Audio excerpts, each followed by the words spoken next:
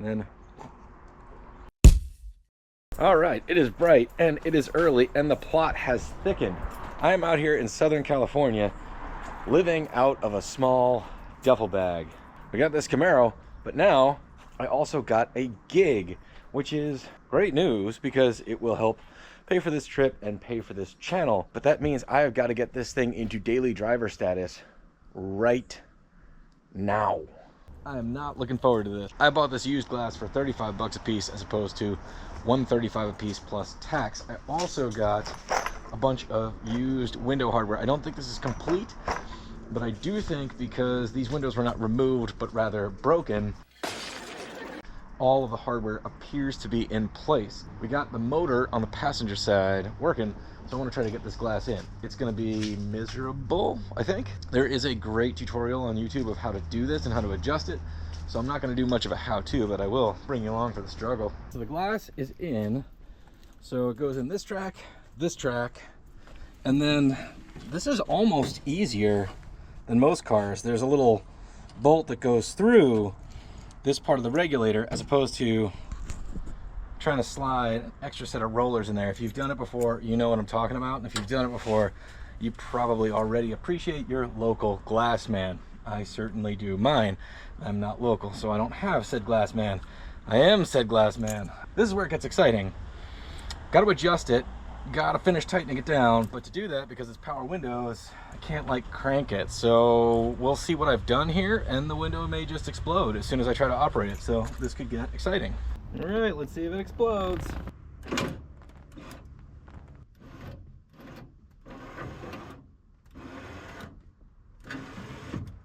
Okay.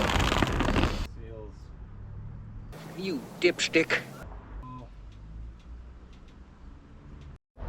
Dang. So we're gonna follow up the success of that window with what is likely to be a big gulp of failure.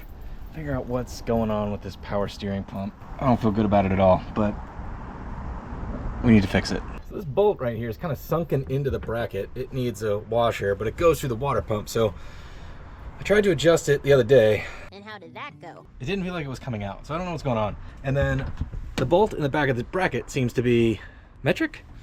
So I made a run to the hardware store to get washers and stopped the Harbor Freight to get a metric wrench set.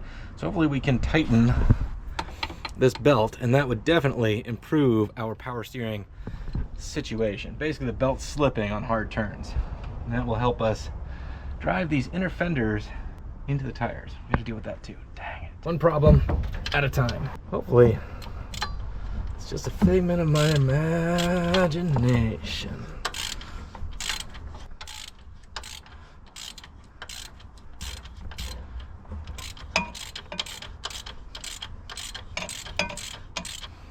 Doesn't feel like it's doing anything. Doesn't feel like it's coming out. Don't know what that means. So typically, a bolt not coming out of a bracket wouldn't really ruin my day, but when it's a bolt that goes through the water pump into the block, it'll make you a little nervous. It's like a level 3 disaster potential. Let's see if we can just adjust it, and we'll let sleeping dogs lie, basically, is what we're gonna do on that one. 14 millimeter. Why? Oh, gang. Sometimes you need 28 hands and the strength of 10 men. I don't have either, but I gotta make this do. And I gotta not mess up any of these hoses because they're all smogified. And if they come off, the car may never run again because no one understands it. I have to call for help for one of you guys to send me an illegal Edelbrock carburetor. Despite grunting like an angry warthog and losing my wrench, I think we got her tighter. I'm gonna pretend that this is fine. We're just gonna see if it'll even cinch back up.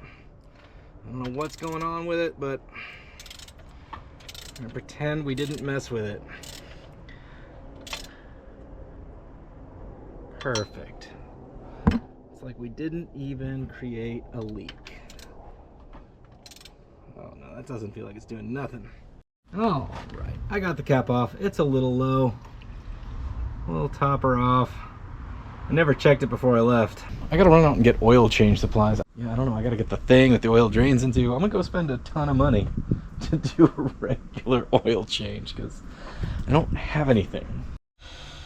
All right, guys, we made it to the O'Reilly's here in Hollywood. I don't even know if it's in Hollywood anymore. We headed pretty far south. 100 American dollars later, got some oil filters, fuel filters, speaker wire for rock and roll tunes, and heavyweight diesel oil. That ought to be good enough to get us on the road. Oh yeah, and an oil draining magoo, because we don't have that. Oh, until we get all this done, I'm still rocking this rental, which is gonna cost me money. The thing about Hollywood, gang, if you've never been out here, it's everything you've seen in the movies, but it's also a dump. Like, it's seedy and it's gross, and I love it. It reminds me of kind of how the Lower East Side used to be in New York. It's not like that anymore, but kind of the Bowery and all that stuff, just places where rock and roll was really born, and this still feels like it. I mean, there's like a sheen of glitz and glamour, but the reality is, like, it's a lot of people chasing dreams, but it's very real. And you know, a lot of people don't like it, but I don't know, it speaks to me. Like right behind me is an example. On the top of that hill is Griffith Observatory, and that is where they filmed the end of Rebel Without a Cause. And that hill is beautiful, the observatory is beautiful, but you know, this is it. It's real, you know, like it or not. I kind of like it, actually. So anyway, we're gonna enjoy it while we're here. We got some car parts. We're gonna work on some Camaro and take all this in and enjoy as much of it as we can. So I gotta be at work in like an hour and 20 minutes. You look tired. This thing's not gonna make it today because I still have 2 issues to resolve. We need an oil change, and I've got tire rubbing issues. These tires are brand new.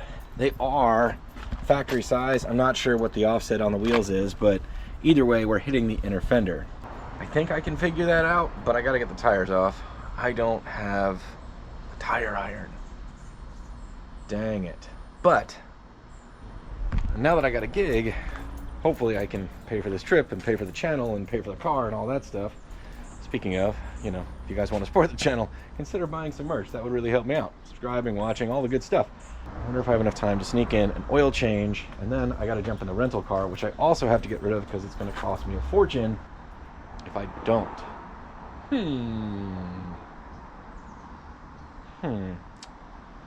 Well, that's life. So these have been off recently, but they were put back on with the Ooga Dooga machine at the tire shop. So the odds that this little 3/8 ratchet is going to break these loose is slim to none. In fact, I think the opposite's going to happen, and I'm going to break this ratchet. But we got to get in here because we're rubbing right there. Otherwise, we may have to let it self-clearance and just buy smaller tires when we finally wear these things out. But the noise will scare the pants right off you. All right. All brand new, because I'm an idiot. All right, I'm gonna see if I can get this car jacked up, get at least this side on jack stands, pull this wheel off, do the oil change, and then at least we can investigate the inner fender, and we can cogitate on it all day while we go to work. All right, so the bottle jack doesn't fit under the subframe. Oh, which means we're gonna have to lift from the A-arms, which is not my favorite thing to do, but it should work in a pinch.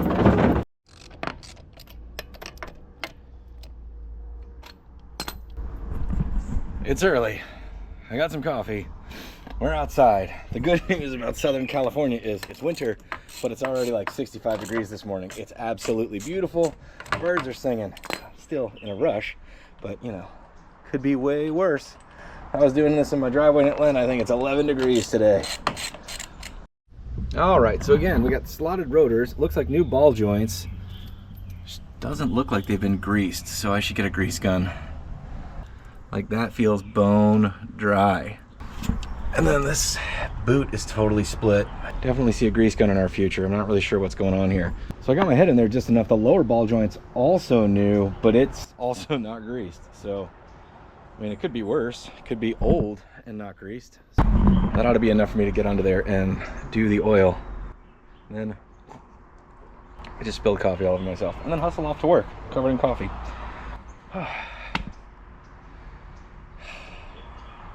Ow.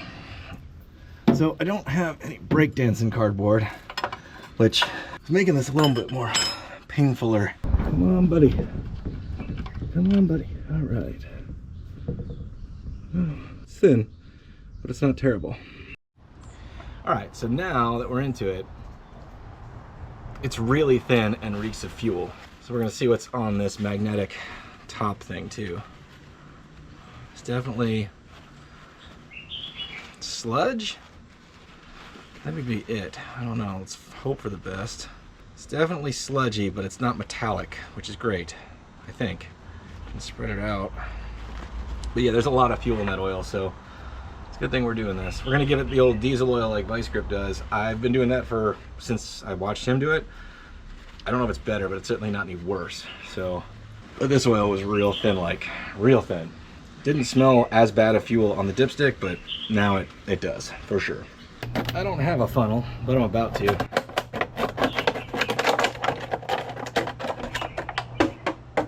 Nailed it. Wah, wah, wah. Round 2. Mo better. America.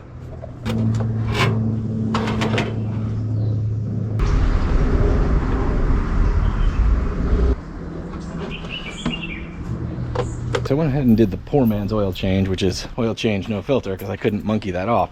Still better than it was, still have the filter, and that's only like 20 bucks worth of oil. So I'm willing to pretend that the last bit of gasoline in there is just detergent, and we'll maybe change the oil before the big road trip. But now the oil change is done. Got in here, and the problem's worse than I thought. We are rubbing like crazy right there. I thought it was this. No. It's this. So either the back spacing is not original or the tires are too big. The Camaro forums seem to suggest that these tires rubbed even from the factory. Now the Berlinetta did come with 14-inch wheels. These are 15, so again, who knows about the back spacing on center lines like this. Does it say the offset? It does, but there's a bolt through it. 15 by 7. Something 0mm offset. I gotta look that up.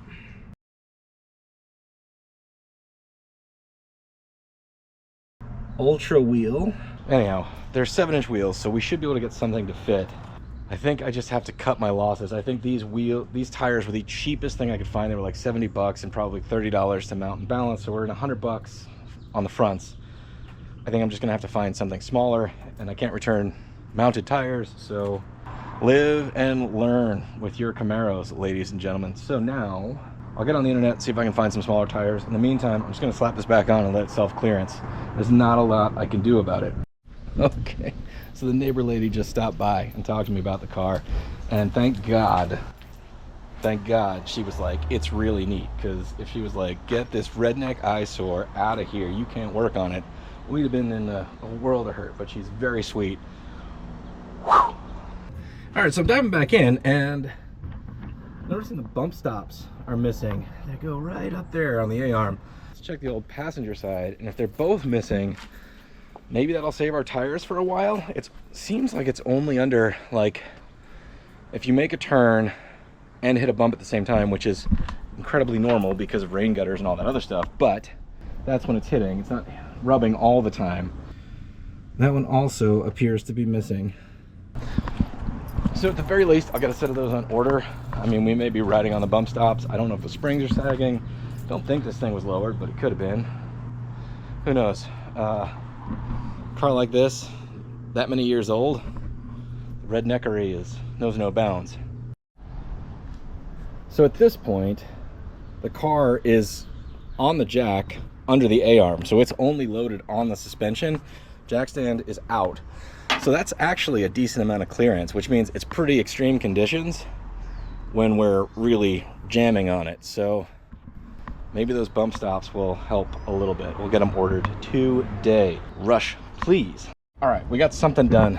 I got to hustle to work to pay some bills, like pronto. Well, it's absolutely beautiful here in Southern California again. Upper 60s. At home, it's 11 degrees. So it's Sunday. It's Sunday, and somehow by being out here, I managed to work a legit 70-hour week over 6 days. So 72 hours? 72 hours. Anyway, so now we're back here. We got to dive back in and take the wheel off again, grease everything, and we got to see if we can fix this tire rub issue. I don't think these wheels are that far off from stock. I know the tire size is correct. So I ordered some bump stops, hoping that will solve our problem, because I can't really afford new tires right now. So let's see what we can do. So the more times you repeat your own actions, the faster you get at it. Let's dive in here again. I've gotten 2 looks at this, but never with any time. We were in a hurry to get out of the tire shop the first time. Second time we had to get to work. So the ball joints look brand new, which is great. And I don't think this car's had a lot of miles since this work was done. It's just the impression that I get, and the story that I got was it was passing smog, and then eventually it wasn't, but it was close, and the guy got tired of messing with it, so he sold it, and the picture car company got it, and they didn't need to pass smog because it was an unregistered car in their warehouse that would take out for closed road work. So we got to dive in here. The other thing I'm noticing, and I'm hoping is going to save my butt, because we have severe tire rubbing issues right here, but only under extreme conditions, it seems like. Most of the drive back from the tire shop was fine, but if you're going down a hill and turning at the same time, you were going to get it. So these 2 little holes right yonder should have a bump stop, and they don't. But that's okay, because I ordered some. Also, this bump stop is a little chewed up, but again, that's more for the other direction, this one right under here. So here we go. We got this dingle hopper, and it drops in like so. That thing keys on, which it's probably 2 inches. So in theory, that bump stop will engage before the other bump stop we were using, which was, in fact, this very large circular bump stop. It was definitely working. You can see right there. All right, so I don't know if this thing's been lowered or not, but I read all the forums trying to figure out like what the issue is. Most likely, assuming that it's the rims, you know, wheels, tires are the factory size, but in all the forums, everybody mentioned a lot of stuff. Even said they did it bone stock from the factory, at least the Z28s with the 15-inch wheels, and nobody ever mentioned bump stops. This one didn't have them at all. I mean, I'm going to assume that the bump stop will engage before the tire hits her, at least at the same time, which should definitely take some of the strain out of it. What I'm saying is it can't not be an improvement. Something to think about if you're dealing with this problemo. So I had to visit my best pals this morning. I was right there when they opened up. I cannot load a grease gun without getting completely covered in grease. So I'm going to work on that for the next hour and a half, just getting grease in the gun, and I'll come back to you guys as soon as I achieve that and clean myself up enough. Feels like some sort of Christmas miracle. This is my first pair of gloves, and this thing is not covered in grease yet. So remember, those little doober dabbers, this little fella right here, you can tighten and loosen, and that's how you adjust the gravitude on your Zerk fittings. So if your grease gun keeps popping off, tighten it. If your grease gun won't come off, loosen it. Get in there, buddy. It's taking a lot of grease. Way too much. My bad. All right, well, we're greased and the bump stop's installed. With any luck, that will like at least decrease the amount of interaction between this fender and this tire. So I used a very sophisticated measuring device and just jammed my hand in here, and I jammed it between the tire and the fender, and I also jammed it between the bump stop and the frame, and the gap here is larger. So that sort of sophisticated calculus tells us that the bump stop will engage before the tire hits. Now, I don't know how much the bump stop will compress, but hopefully it'll lessen the blow. This is a lot of wishful thinking is what I'm saying. So as riveting as this segment surely was, I'm gonna go ahead and knock out this side. I'll bring you in if I find anything particularly unusual. All right, so this one has a bump stop, but it's pretty shredded. Inner fender seems to have different kind of wear, so let's see if I can lose this, because it definitely has more tire rubber on it than I want. Just see what we can do about this. We still have rubbing up here as well, so hopefully the new bump stop will help with that, but I'm losing a little bit of confidence in our solution. We're just gonna treat the symptoms the best we can. I don't want to just hammer this in, but I guess I could. All right, so this is all twisted out of shape. Not a lot, but a little bit from like, looks like either bottoming out right here or somebody using a jack in the wrong spot. We're gonna take our brand new Porta Power. I mean, that's moving significantly.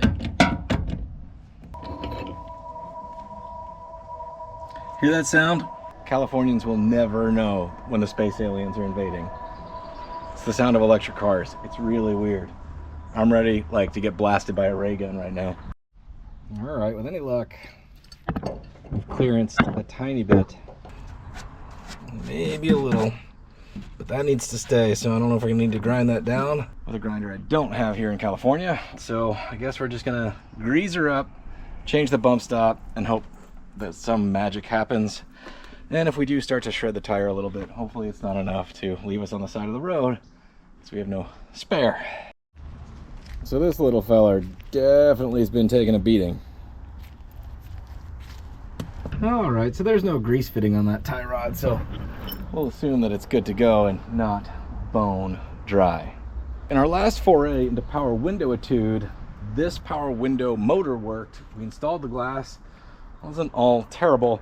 That power window motor does not work. It seems to have continuity between the two leads, which is not what you're looking for. So got one of these in the mail. Hopefully it works. Really am not looking forward to this part. However, the window is large and taking up space, and the door cards for both doors are in the back seat of the car. So we just got to get it done because it's all in our way. We have a couple other things. Parasitic power drain that is definitely probably more of an issue, and need to install a fuel filter, and our tire rubbing. Hopefully we made at least a dent in it. Ha ha ha ha ha. And maybe it's, whoa, blue XKE just drove by. Anyway, the issue with doing this thing is the power window motor is attached to the regulator by bolts that are directly behind here, and you cannot get them out without taking the regulator out or drilling holes. Somewhat inclined to drill holes, but I got to dig into this and do some cogitation to figure out what the best way is, because I sure don't want to take this regulator out. But if sure don't want to was a way for me to not do stuff, well, we'd already be cruising in this thing, wouldn't we? All right, so they seem to be like here, here, and here. It's not a very convenient place to operate a hole saw with whatever this is. So I think I can get these two by reaching my paw in. And then if I need to, I can maybe drill a hole to get to this top one. Seems like it'll be the hardest one to get to. I don't know. I'm gonna try to get the easy ones out. The easy ones. Who am I today? Captain Mechanic? All right, I'm gonna dive in and struggle and shred this arm. It's gonna be great. So interestingly enough, somebody's had to get in here before. These should be rivets. Instead they're, can't tell if they're flatheads, Phillips heads, sort of machine screws. So this window is gonna rattle around like crazy. Don't know what happened here, but something got involved. A fellow there on the YouTubes basically drew a map that we're gonna use to find the bolts. All right, so the fella used these rivet holes to make some straight lines. Sure, that's great. Definitely not gonna miss. Nailed it. So I need some specific measurements. I need to split this halfway. He's got 1 3/4 inch, 1 3/4. Then from the center mark down 4 1/4, and also down from this rivet 2 1/4. Well, I don't have a tape measure, so we're gonna have to get creative. But I do have this piece of paper. This is 8.5 by 11. So if I fold it in half, that's 4 1/4. So that's one of my measurements. Roughly 4 1/4. 8.5. 4 1/4. So that's where we gotta go this direction, but we need to find the center mark. So we can do a similar thing with this piece of paper to find center between here and here. If I put the edge of the paper there and then with my thumb figure out where the next rivet is, if I fold this in half, essentially that ought to be close enough for me to get a mark. Cool. So now 4 1/4 down from this puts this in the ballpark of right there. Got to make sure I'm between these two. So we'll use our paper as a straight edge as well. Something like that. mean, it doesn't look the same as his, but boy, howdy, does it feel about right. So we think it's right there. Well, here goes nothing. Speed holes on 3.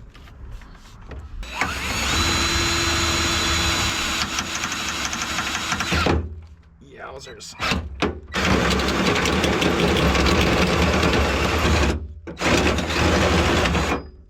It's right there. Definitely gonna make our lives easier. A little butchery, but the way to go. Makes it way more serviceable. So we're gonna take our 8.5, 4 1/4, fold it in half once more. That ought to be about 2 1/8. And his measurement is 2 1/4 down. Consider that to be about 1/8.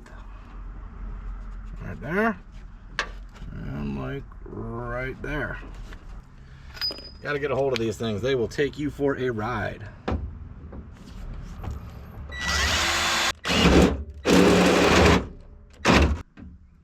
Last one, hopefully.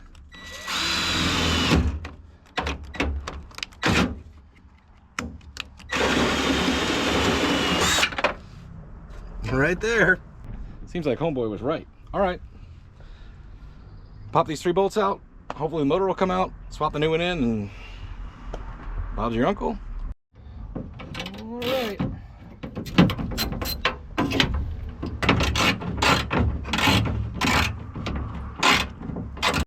All right, old motor's out. These holes definitely made it less of a struggle. We gotta jam a dab of grease in this guy. And without a doubt, lining up these holes to start the bolts will be way easier than, you know, fishing around and trying to do contortionist acrobatics. I'll jam this thing in, and then we'll be classy with power options. All right, well, I got the power window motor in, but it doesn't feel totally right, but I gotta hook up the battery before we can test it and find out if it's gonna just grind itself to little pieces. All right, let's give it some juice. Any juice? All right, that one works. How about this one? Nothing. Why is that?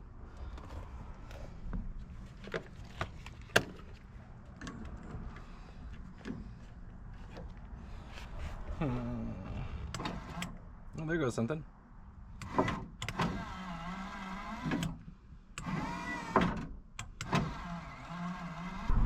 Seems weirdly weak, but it's kind of working. So we're gonna go with it. All right, power windows in and working. Ish, okay-ish. So we're gonna go ahead and replace the glass, which is essentially the same thing I did off the other YouTube video. I'll bring you back in case it explodes, but otherwise we're gonna power on through because we have stuff to do.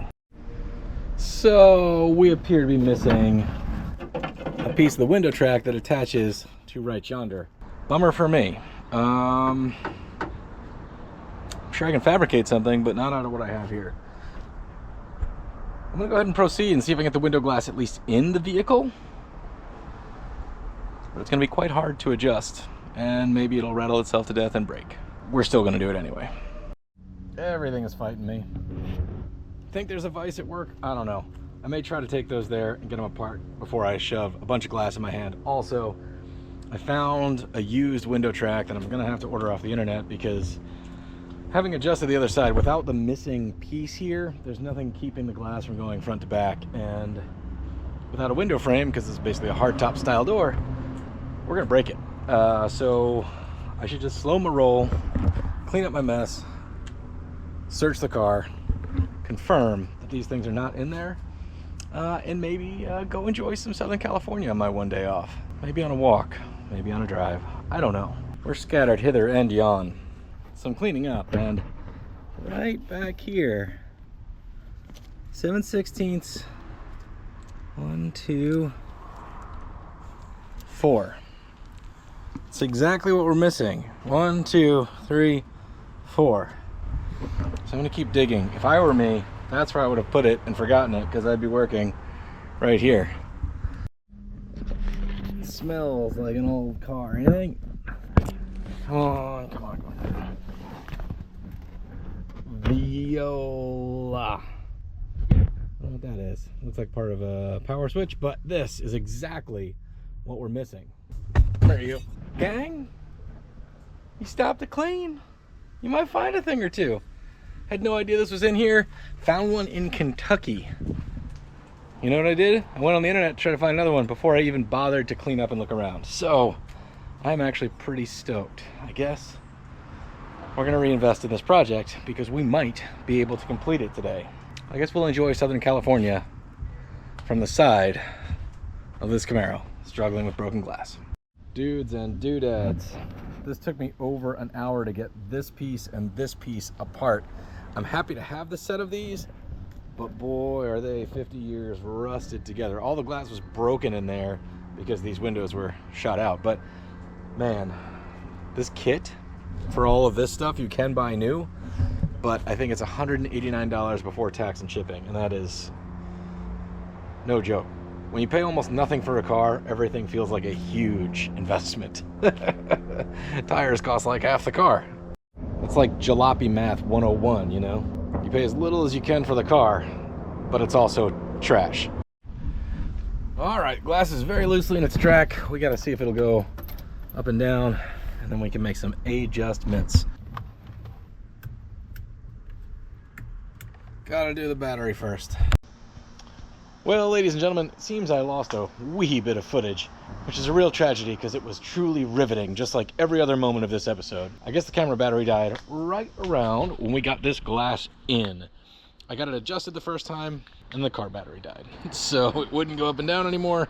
But the good news is we actually have glass. Both sides, front and back, all over, everywhere that a Camaro should. We are indeed making progress in this driveway somewhere in the Hollywood Hills. Anyway, thank you guys so much for watching. I really do appreciate it. If you want to continue supporting the channel, please just keep watching. Consider subscribing. That helps out a ton, and it's free.